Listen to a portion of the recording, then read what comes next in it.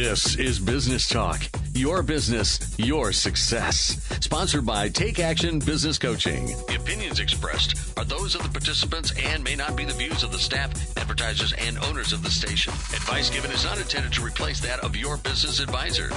Now, let's get down to talking about your business, your success. This is Business Talk. All right, well, here we go again, Peg. Yes, good afternoon, everyone. Yes, happy football weekend. Yes, here we go. Absolutely. Yeah, so we're here in Ohio, and Peg and I are business coaches. We have our business coaching firm here in Columbus, and our coach, Michelle, is also on our team, and it's Take Action Business Coaching. There we go, because we want you to take action. And now today's show, as every show is about not only learning, because that's how we grow is by learning, but also about what are some strategies and actions I can change or take to change where I am and where I want to be. So we promise you some ideas at the end of this program of what you can do. Because we want you to take these ideas and put them into action. We want you to do something. And what is the topic? Now, Pete, we have a couple topics. The two topics. And actually, we decided to link these topics together. It's working with millennials. How do you lead them? How do you attract them? How do you retain them? Because they're becoming an ever larger group of the workforce. Mm-hmm. And communication. And they're really good subjects. And we thought, well, let's just talk about them together because it makes sense. We've got to be able to know what to do for our millennials because, according to the first part of this article, there are 140 million of them in the U.S. So that's a lot. We need to be able to identify with them. And then communicating is, as we're interviewing our businesses we coach and working with our leaders, that is probably the number one skill that we're teaching and or improving in a company. And when we do surveys of companies, it's almost always one of the things that employees want it improved. And it doesn't mean it's bad in any company. They just always want better and more communication. Mm-hmm. Almost all the time. So we're going to talk a little bit about both of those. But before then, Pete, you've done some research. We have some good news. So you've heard some of these things on the news, and so you're researching, and so some of the places Pete gets his news is Wall Street Journal, et cetera, different papers and things, and one of them, and some of these things you haven't heard though. I guarantee you that you haven't heard all these things. Okay. Jobless claims fall to a 49-year low. Now think about that. We have gained a lot of population over the last few years. We've gone from 180 million when I was a kid to 330 million, something like that. Really? Now. Is that really it? Yeah, I didn't know that. Yeah, and we're at 330 million, and the jobless claims fall to a 49-year low. The number of Americans filing for applications for new unemployment benefits fell to a new 49-year low for the third straight week. Wow. So we're Initial jobless claims across the U.S. fell by 3,000 to a seasonally adjusted 200,000 in the week ending, blah, blah, blah. It was the lowest since 1969. I was 14 years old. So interesting enough is what we're seeing as far as our companies is that we have to be strategic in trying to get people because everybody who has a job, there's not that many people. Everybody who wants a job's got one. Thank you. That's what I was trying to say. Yeah. Thank you for that. Yes, exactly. And so what are you going to do? With our last show, and of course you can get all of our back shows at takeactionbusinesscoaching.com. And there's a 98.9 FM icon on there you can click on and see the shows. And then the next one, good news, is America's net worth rises. The total net worth of U.S. households rose further into record territory in the second quarter, propelled by climbing home values, two things, and climbing stock prices. Well, that's very good. So huge. That's good news. Okay, big. Good news. This one's just kind of an interesting thing. It may be good, maybe not, but I think it's interesting. Firms choose bonuses over raises, and we've seen this too. It's not just raises that our employers are having to hand out to keep people. They're looking at bonuses, and they're more and more. They're boosting benefits, bonuses, and vacation time at a faster pace than salaries. A move that gives them more flexibility to dial back if the economy turns. And that's exactly what I was going to say, is the reason when we're having these conversations with owners and managers of how do we make sure we can give our team, an incentive and or just a nice raise. We do say bonuses. It's because of back in 2008 and 2009, it was so unpredictable. And we don't want to be locked in because I think there is still a hesitant of, okay, we need to protect ourselves to make sure we can cover everything. And a bonus allows you to be able to not have that reoccurring every single year. Oh, yeah. And one of the things we do early on in most of our engagements, and if I'd say all of them, is determine a break even for a company to make sure we understand at what margin and what fixed costs will we break even. What's the sales level at which we'll break even? And if you don't have, if you have some compensation that is only paid when certain things happen, it can lower your break-even point and can keep you safer. Right. So, okay, that's good. That's an interesting one. Okay, what's another good news? So Lockheed and Pentagon, an F-35. I just thought this was interesting. Lockheed Martin won this big order of a bunch of F-35 combat jets. The U.S. allies plan to buy 500 more jets, and they've got the price way down to only $95 million a copy. Oh, there we have 5 years ago, they were $122 million. So they're getting cheaper. Well, that's interesting. So Lockheed must have had to go through some systems upgrades where they could systemize how they execute it. They absolutely do that. And we actually have one client of ours in St. Louis that's a defense contractor. Well, they build machinery and equipment that help people that build planes. And they have great engineers, and they are always looking for ways to save a half hour here, an hour there on labor, to be able to. Yeah, that was interesting. Yeah, okay, anything else, Pete? Oh, yeah. So let's one last. This is interesting because I like science stuff. So these guys won a physics prize for gravity work, and this is kind of cool because this professor, Dr. Weiss, pioneered the design of a detector that found gravity waves, and Albert Einstein predicted that these would happen 100 years ago. He said he just calculated that, well, there should be gravity waves out there. He had no idea how to measure them. Well, these guys figured out how to measure them. And Dr. Weiss pioneered the detector to be able to measure them because a student asked a certain question in an introductory physics class, and he went and thought about it for years and then figured out how to do it. And they detected this thing was traveling at the speed of light. It took 1.3 billion years for these waves to reach Earth. Isn't that weird? Wow, that is interesting. That's kind of weird. I just think it's weird. That's interesting. Anyway. That's good. Yeah, so that's our good news. Good news. Oh, I like that. Very good, Pete. Yeah. And again, this is Gravity Pete. Waves, man. You heard about it first. This is Pete and Peg with Business Talk. Business Talk. And Alan's doing the wavy hand thing in the wavy. studio. Yep. See him, There's a gravity wave. Gravity wave. You don't get that every day. I like your news that you give us. Okay, so our topic today, Pete, is first, we want to talk a little bit about the millennials. So if you're listening to us, one thing you do know is that you either have many that work for you or you're about to hire some. You're going to. Yes, right? Either way. You're going to. This is going to apply to you. Either way. And this article, this is pretty interesting because it's a gentleman at the Wharton School at Penn who's interviewing a software engineer who works for a company called Palantir, and I don't know if I'm pronouncing that correctly. It's a software and services company. This guy is a young software engineer. So I've got 3 kids. David is a software engineer, and he actually went to Penn. But this gentleman says that millennials and Generation Z are over 140 million strong of a country with 330 million people. So it's about half. Yeah, I was going to say, right? that's approaching half. Represents 25% of the workforce, $2 trillion of buying power in our $20 trillion economy. And this is the last part. It says, even though 60% of us still live at home. 60%. Wow. That's a lot. Well, because some of it is Z, and Zers are still at home, right? Yeah, I suppose some of them are. Right, yeah, because some of them, like my kids are Zs, and they're still in high school. Yeah, okay. So that could be, and then you got the college, but also I think a lot of people are living at home longer. But to Peg's point, they're coming. If you don't have them, you will. Mm-hmm. You will have to if you're going to grow. Okay, so and they're politically liberal leaning. They're the most diverse generation by far. They don't read the newspaper. They don't listen to radio. Uh-oh. They're not you listening in the audience, to us. You're hearing us, but they aren't. They don't watch network TV. They don't use a home phone. They spend a lot of time online. They build their digital network. They consume information from wherever they want. And unfortunately, due to fewer opportunities in the job market until recently and record levels of student debt, they probably won't own a car or a house for very long. Because for a long time. They're going to be more in debt than previous generations. Previous people, yeah. Because of this education. It says they're very attracted to large metropolitan areas, which makes sense to me because my kids, Emily's still in school, but the other two, David lives in Columbus and Ben lives in Chicago, and Ben doesn't have a car. Yeah. He just doesn't own one. Right. Didn't want to.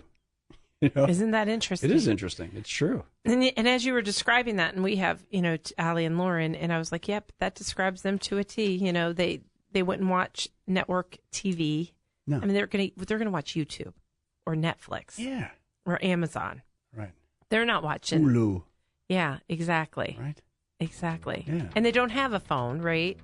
I mean, a home phone. I mean, they never use that. Most people we know now don't have a home right. phone. It's interesting. Mm-hmm. Okay, so as we're going into this, what we're going to do is talk about, okay, so here is your generation, Pete, right? And then what do you do with them? Yeah. How do we inspire them? How do we keep them? How do we attract them? How do we get them to take over our companies, basically? Because they will be running them in a few years. If they're not already. Mm-hmm. If they're not already. Yep. And we're talking about millennials and Z, so that's why it's over two. And all the things with the electronic communication, the phone use, the use of those things, it's just going to become more intensified, not less. We're going to dig into a little bit about how they look at social media, how to treat them at work, and how to get the most out of them when we return. Mm-hmm.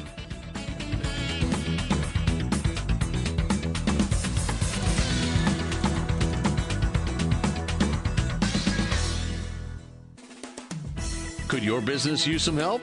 Call 614-306-7922 to schedule your coaching session.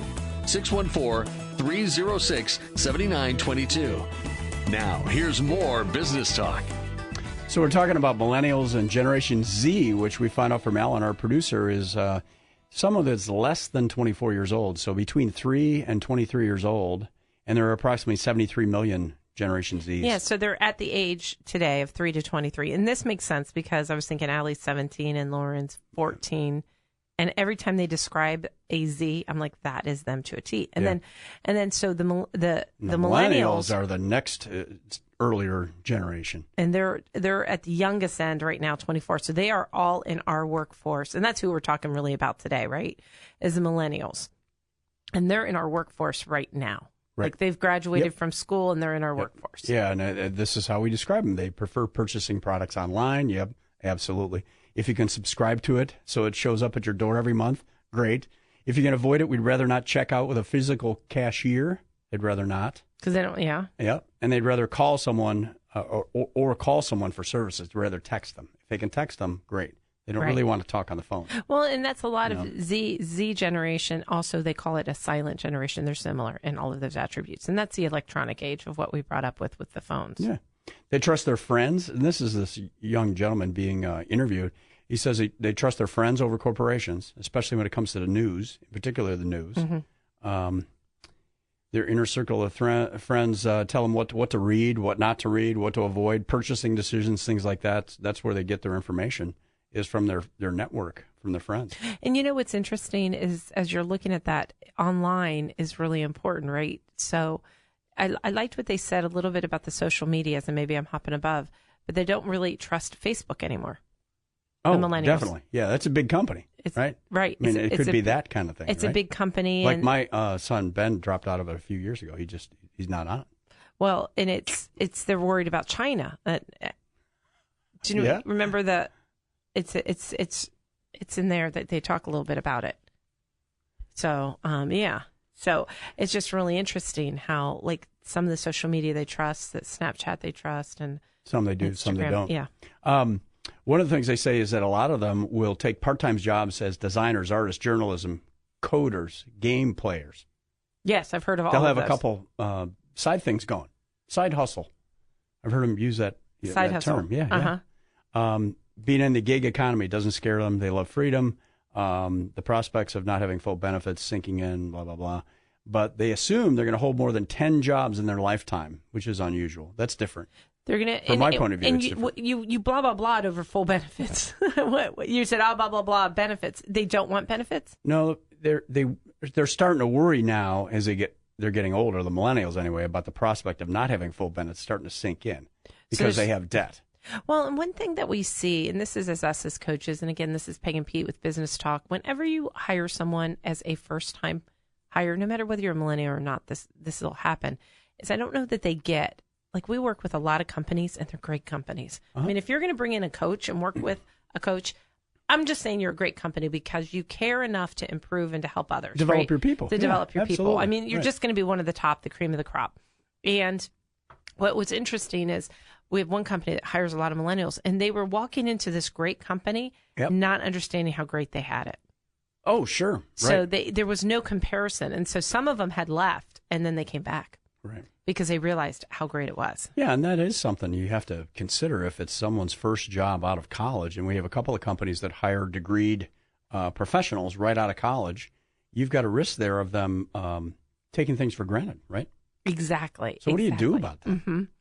Well, exactly. And so one of the things that we've done, I'll just give you some strategies that we've done, whether it's worked or not. Some of it has, some of it hasn't. But we do a buddy system where there's like this one company, different company I'm talking about, who they hired young people. And then there's another like couple older people there that have said, oh, my God, I have been through A, B, C, D, and I'm at this company. And trust me, you have no idea what it's out there. And the education of another employee telling them the stories of what is out there helps. That'll hold a lot of weight, right? Right. Not you. It can't come from you as a leader, or as a manager, as an owner, but it coming from fellow employees. Definitely. Great.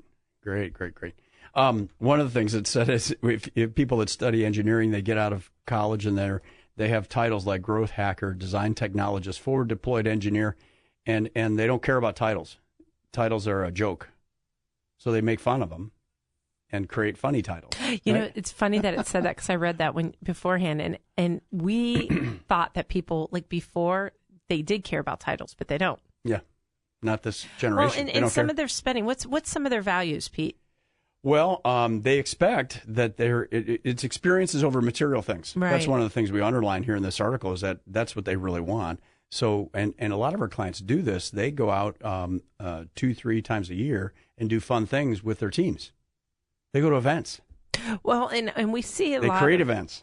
And we see a lot of companies doing team days, right? Mm-hmm. And right. how important is that? Right. Yeah, they'd rather be doing things outdoors and rock climbing, kite surfing, adventure racing, something. And they want to work in a city. They don't want to be out in a country. In the suburbs. Yep. Interesting. They definitely don't want to be in the suburbs.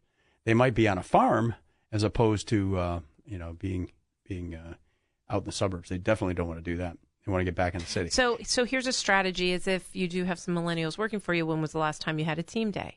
And Pete and I do team days. You could give us a call. We can come out and just do a team day with you at 614-306-7922. And when was the last time? And we recommend a team day at least once a year. At least once a year, sure. Exactly. At least once a year. And we do two kinds. We call it an alignment, which is more of a classroom style teaching.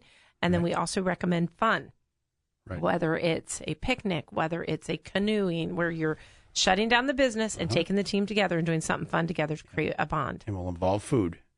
Yes. Right. Yeah, absolutely. Usually having lunches or snacks or dinner or something like that. These young folks would like to live, they hope to live in 2 or 3 different countries in the course of their life. Live.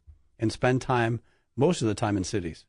So that's interesting. Mm-hmm, that actually is. Live in other places. Instead of just other visiting. Parts of the country. Yeah. Well, and you know what's interesting is we know a couple clients that this one company, they wanted to live in a different country. They worked for this company, this gal. She wanted to live in another country for a year, and they kept her on and said, go and work in the other country, and we'll give you work because it could all be done on the computer. Oh, right, yeah. We'll pay you by the project. And she's in her late 20s, married, and she and her husband are traveling around the world, right? For a year. Yeah. So that we do see that. It's actually happening, right? And this company is very smart, and they value what she does, and they want her back, and she's working a little bit as she's doing this, right? It's a win-win. It really worked out well. And they're not going to lose a person. Right. She's going to be, not with them for a while. But so I think that's probably good. There's a lot of movements that they're interested in. So they're very interested in things, but you got to keep them engaged. They peg most big companies as being interested in profits at the expense of people. So in your mid-sized companies out there, we've got to make sure we make a connection with these folks. And here's a real strategy for you guys listening. One of the things we're working with our companies on right now, and I think it's to what Pete just said, is they're concerned about what do companies want. Is it all about money? Is we talk about why grow. We're working with this on a lot of companies because our companies are growing at a pretty fast rate. And that creates stress and pressure sometimes on the team. And they don't know why. Like, is this all just for money? Is this all just a money grab? And they don't understand. So we have our clients putting together and communicating of why. So here's some of the reasons. I just want to throw in why we grow. Mm-hmm. Number one is we grow and diversify to protect ourselves from any downturns in the future, because the more diversified we are, the more stable we are as a company. So in other words, if one segment does poorly for a couple of years or 5 years even, and you have 5 other segments of the business going, Correct. you're going to get through it. Correct. Survival. Could be survival. It's just about survival. Number 2 is the more we grow, the more opportunity for development for the team we have. So we keep That's employees and team longer as we grow because they get a chance to grow. And people want to be really good people, want to be where they know they're going to grow with the company and have different opportunities. That's a good reason, too. Another reason that we grow is our vendor choices. Not only do we get better vendor choices, but we can absolutely get better pricing from vendors or even have better partnerships with vendors because we're at a higher volume. Right. So that's another reason we want to grow. Well, the other thing, and our reason, one of our reasons to grow, and Peg, you can help me with this if you need to, is we know that we help people within businesses and their customers to do better things, more with less effort, and we help their companies grow and improve their lives. And why shouldn't we help more companies than fewer? Right, because we need to serve. And that was the other reason is like when we are better, we serve better. Right. So we serve our employees better, we serve our customers better, and we serve our vendors better. And that's why you grow. And people don't understand it until your team is not understanding why you're growing until you spell that out. And I would suggest you doing that. That was one We're not strategy. just growing to get the bus up your boat. Right. And if you really honestly haven't had that conversation, they're thinking that. They're like, oh, here it is. Look at, you just want to be more, you just want to make more money for you. And here you are. A lot of our companies are giving them out in bonuses, hiring more people. They don't get that it's not really all the money's going. But, to me, the team doesn't understand that. So something else that we outlined in this article here is this gentleman said if the CEO, and they're thinking about a company gets into trouble, they have an environmental problem, they have a discrimination case, they have some data breach. There's all things happen, and particularly in mid-sized to larger companies, things do happen occasionally. Something goes wrong. If the CEO speaks candidly about the problem and the solution, it would make a huge difference. So and again, it's a message to all of the CEOs out there is that you got to periodically speak to the troops about what's going on, good and bad news, and talk about it in detail, how you feel about it, how it's affected the company, and how you're changing things if it's something that you don't want to happen again. Oh, that's really good. And in our next segment, we are going to dive into communication. Absolutely. And how important that is. And that's part of the team alignment and the team days. It's your chance to, not that that's the only time you're going to say it, but that's your chance to really talk about the vision of the future, why we're growing, what the direction is, and talking to them like you've heard them, because you need to listen and respond. The last few months, we've talked a lot about retention, right? Keeping people, because we do want to retain our people. And this gentleman that's being interviewed, this millennial guy, he says job hopping used to be a negative term. We actually like it. And the next sentence, though, it says companies lost $30 billion in the U.S. last year from regrettable attrition of millennials last year. Yeah. Well, they're saying they're going to be in 10 different positions, right? Yeah. And they're actually looking forward to it. Yeah, because they want. Well, and that's the other reason why you want to grow is because if you can change positions within the company and have different experiences, then they won't leave you. Oh, you mean I can be like we have one client that the person was an estimator. Then they went and became a salesperson. And guess what? 2 years later, this is a millennial. They want to do something else. They came back and said, I know I'm doing great in sales and I'm making lots of money. I'm ready to do something else. I'm tired. Yeah. Well, guess what? They're growing enough where they can offer that. Growth allows all those options.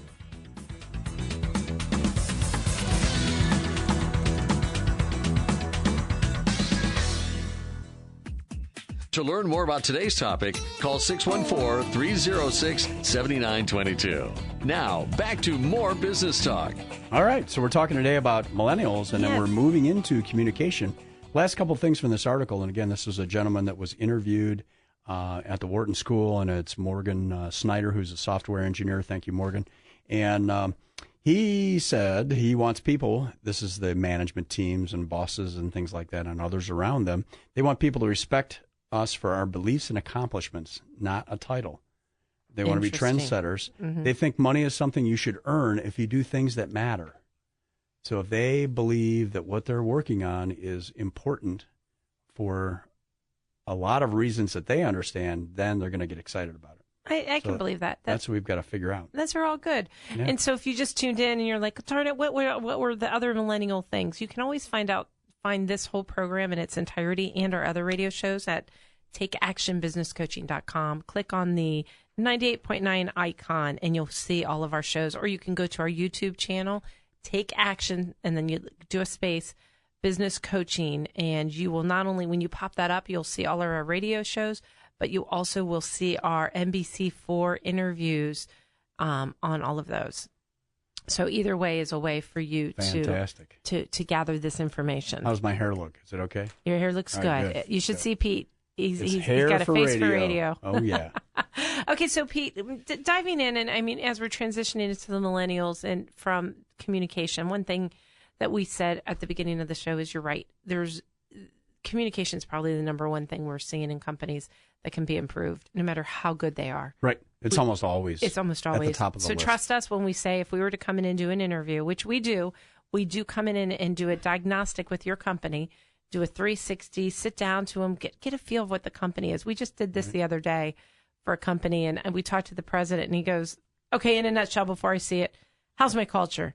And I love to say, I said, you know what? Just hit me with it. Your culture's great, and your people love you, and you don't have to worry. And he's like, okay. I go, now, there's some things that they had suggestions on what you can tighten up, okay. And you're fine. You're doing great. Oh, just keep doing good. it. It was nice. But Great. That's the kind of things that we do. But anytime we do that, though, we do hear, okay, communication can be better. And that was one of and it's a reminder to you guys out there. Sometimes as leaders, we don't necessarily look for feedback and criticism because we're afraid it will be criticism and not just feedback. And it's great to ask for it. And in a lot of cases, what you find is that people love a lot of the things that you do, and they're reminding you to keep doing them. Right. We do get that a lot. We get a lot. True. And a lot of times we'll have clients that when they get a big report that we've interviewed a whole bunch of employees, they'll try to flip to the back to get to the stuff they have to work on. Now, wait a minute. You've got to read the other stuff because it's a reminder of who you are and the culture that you've created in your company. And there's a lot of good things we want to cherish, right? Right. And you have to still reinforce that. So if you haven't done that in your company, done an interview type thing of where your culture is, where your team is, getting feedback, Pete and I actually come into your company and do that as well. Like you could just say, hey, Peg and Pete, I want you to do that. You could give us a call at 614-306-7922. And we do this in a lot of cases when we're working with a larger management group to make sure we really understand the pulse of the company, what's happening in all the departments, all the divisions. It's called a diagnostic where it's like a doctor going in and getting your vitals. So it's like a physical. So it's like getting a physical for your company. And we come in and do that initially and say, okay, here's what, and I liked what Pete said, here's what you need to keep doing. And here's what some of the opportunities. And it was funny, the one company that we were working with, they knew what it was. It's just verifying everything. It wasn't any surprises. And generally it's not. You know what's probably going to be said. But you know what? Those team members, they're respectful that you spend the time and the energy doing it. Well, that's a very good point. And they do appreciate it, particularly when you get back to them and say, look, I heard you. And yes, we are going to keep giving out free beer every Friday or whatever it is you do that they like. You know, we heard you about that. And I know you want to hear more about this project or when a big job is won in the company. And this happens sometimes. People go, oh, great. Phew, I can keep working.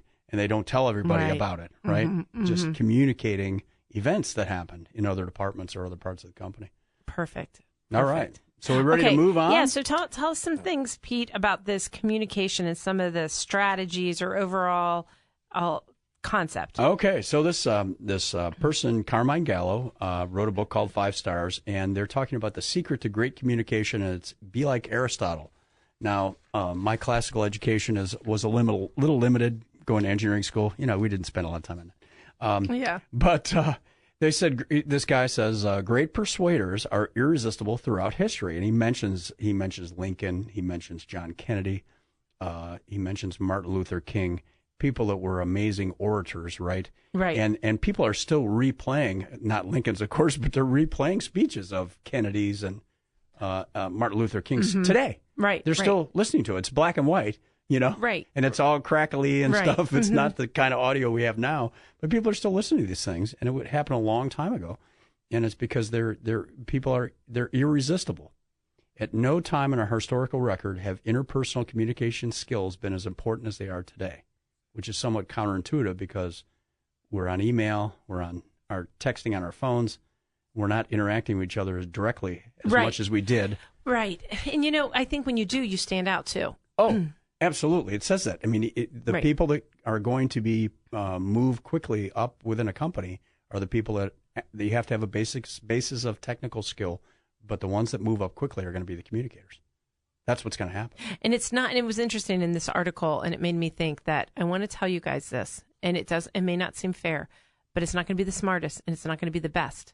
It's going to be the one that communicates the best. I agree. And so if that is a challenge for you and you're listening to the show, then what we need to do is go to I have some of my clients going to a Toastmasters or like Dale Carnegie or a classes, Dale right? Carnegie class. Right. Absolutely.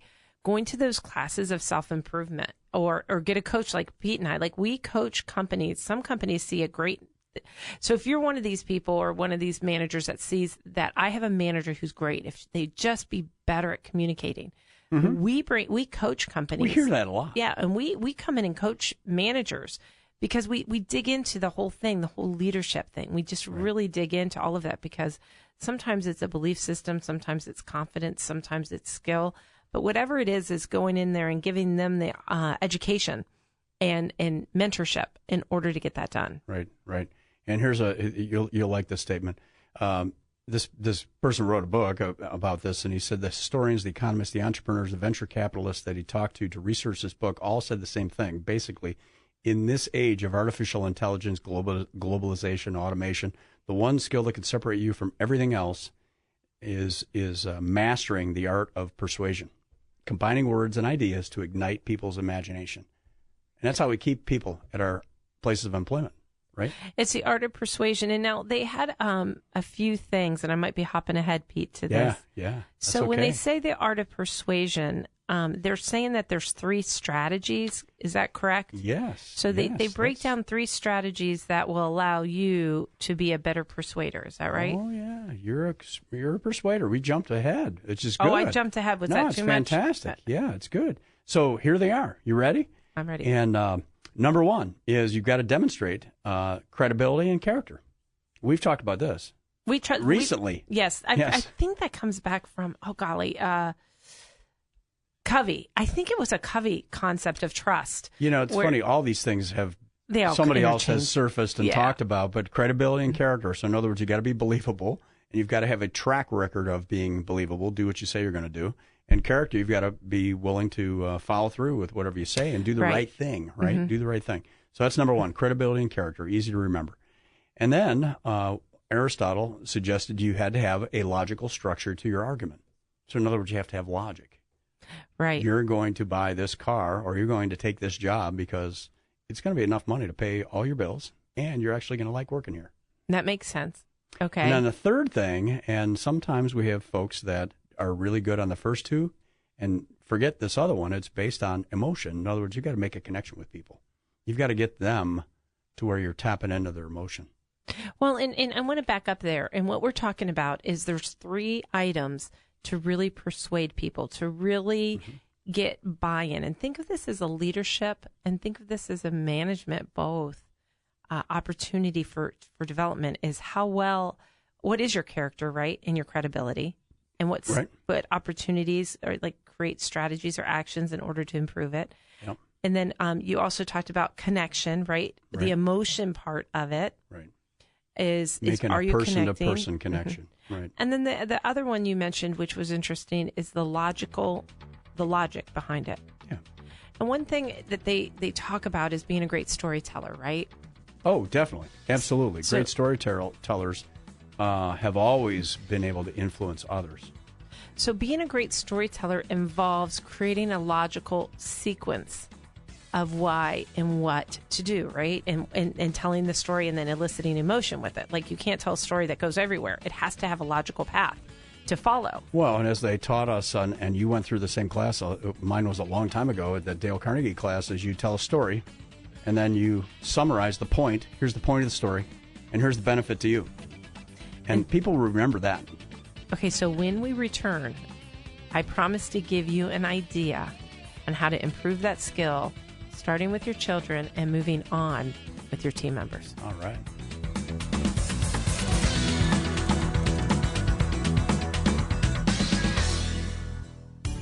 Could your business use some help? Call 614-306-7922 to schedule your coaching session. 614-306-7922. Now, here's more business talk.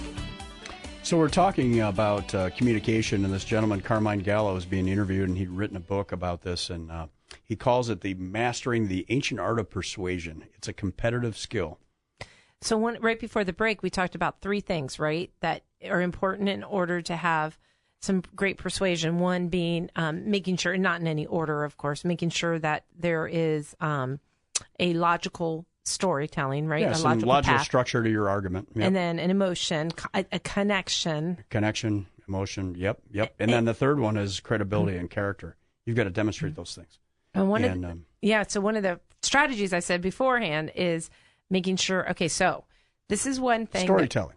Right? So one thing that we did, and it's worked, and we did this in our family, and in fact, I need to do it again, is having your ability to be a great storyteller will take you far. And I think we've told you this by listening to the show, whether you don't have to be the best in the room, but being the best communicator makes you the best, right? So you have to practice storytelling. So what I would suggest doing as a family is you have to go around the table and everybody has to tell a story.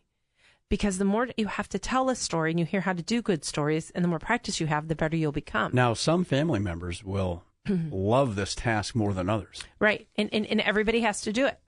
Everybody has to do it because in the end, that's what it takes. And then for your team, it wouldn't hurt for you at one of your team days or not necessarily day, but team meeting. It's what I was thinking.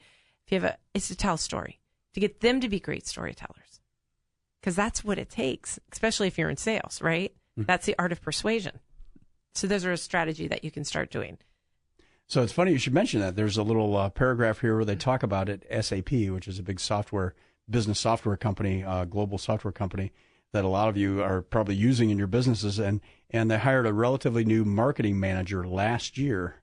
This person's title, her title, is Chief Storyteller. There you go. For the company. Right. For this company with hundreds of thousands of employees. Storytelling goes back 2,000 years to Aristotle. It's not new. Well, and it's funny. It's important. If you do this as a family, which is what we did at first, and if you have younger kids and they're trying to tell stories, sometimes they go all over the place, right?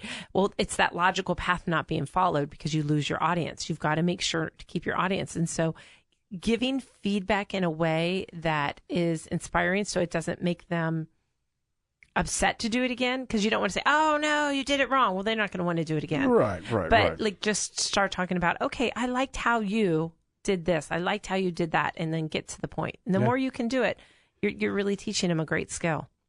He talks about Richard Branson, his love of storytelling in this book, and he said it's a critical component of being a good leader, to be able to tell a good story. You have to be able to do it, to sit around and talk to your folks around the campfire or around the coffee pot, whatever it is, and to be able to explain how things are done in your company. Well, to your point is, if you as a leader, it's not about forcing them to follow you. It's about them wanting to follow you, and telling the story of the vision of the why.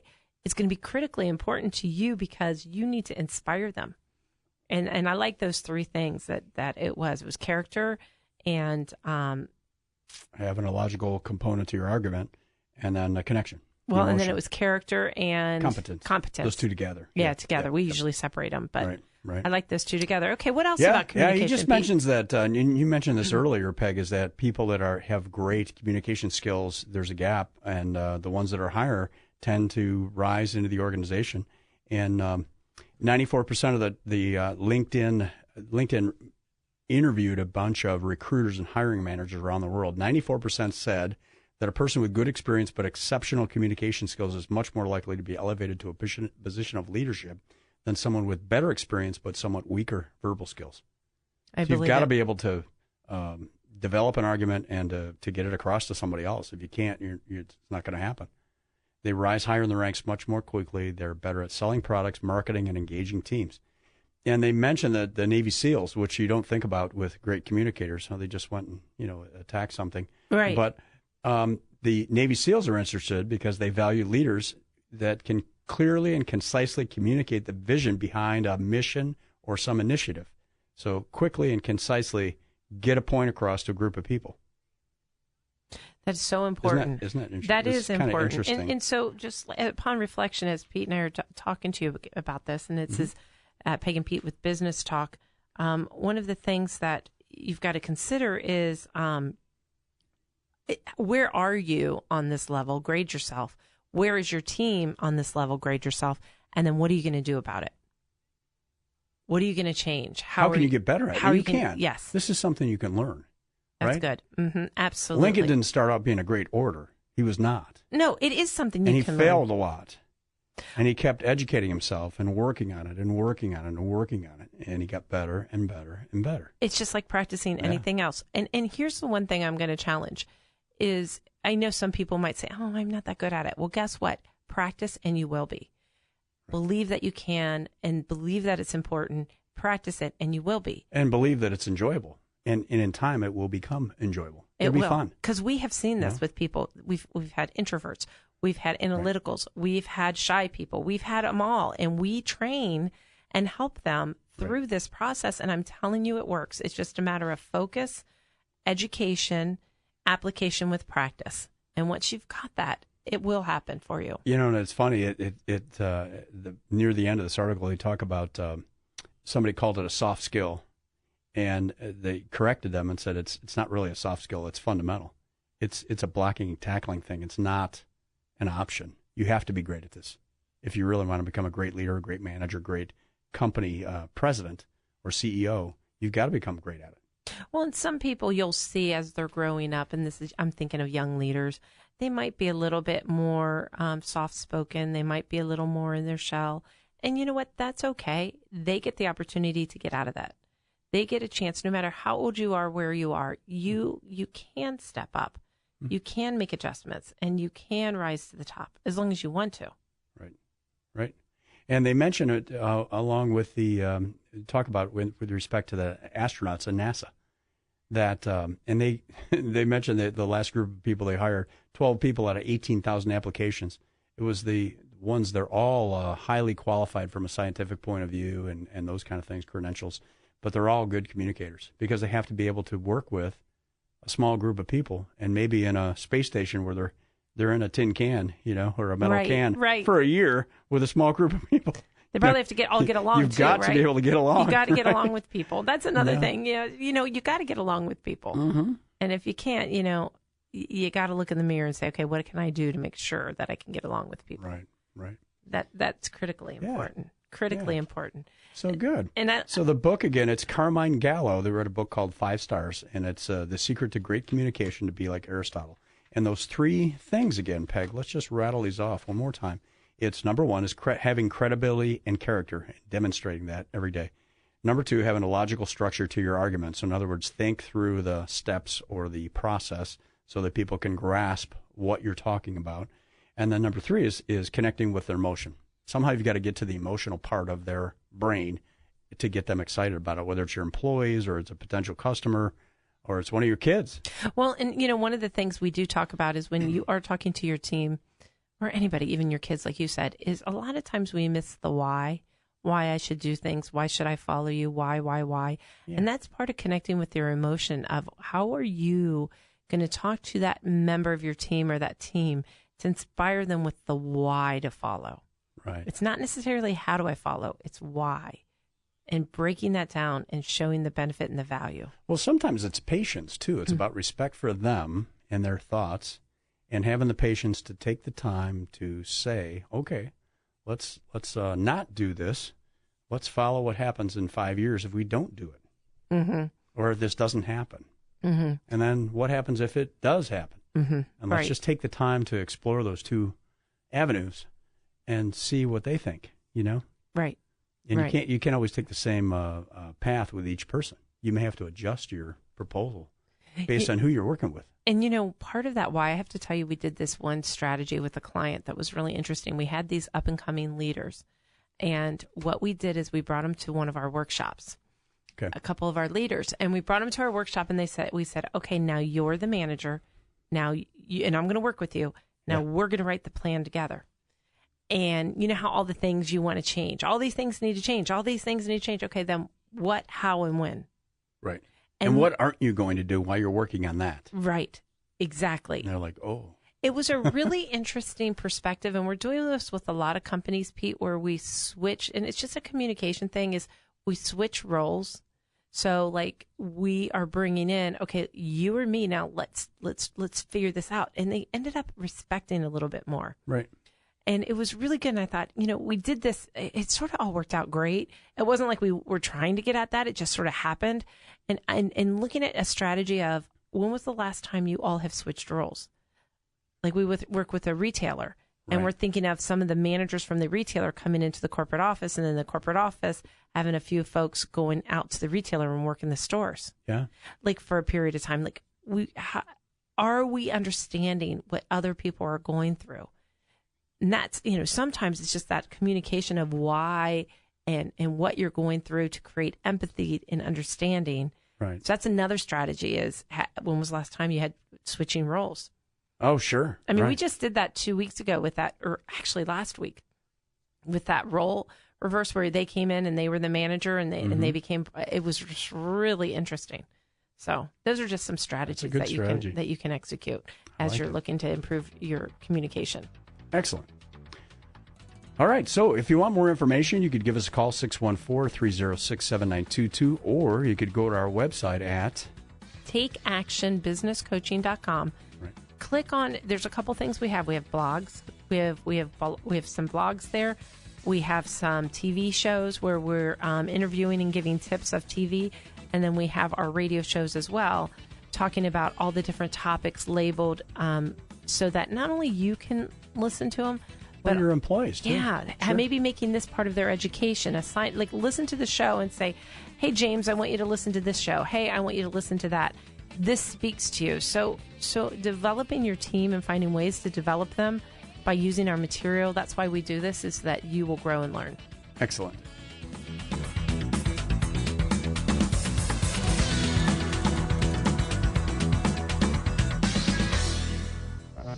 This has been Business Talk, your business, your success. Sponsored by Take Action Business Coaching. The opinions expressed were those of the participants and may not be the views of the staff, advertisers, and owners of the station. Advice given was not intended to replace that of your business advisor. For more information about the topics discussed today, call 614-306-7922. 614-306-7922. Tune in next week at this time for more Business Talk, your business, your success.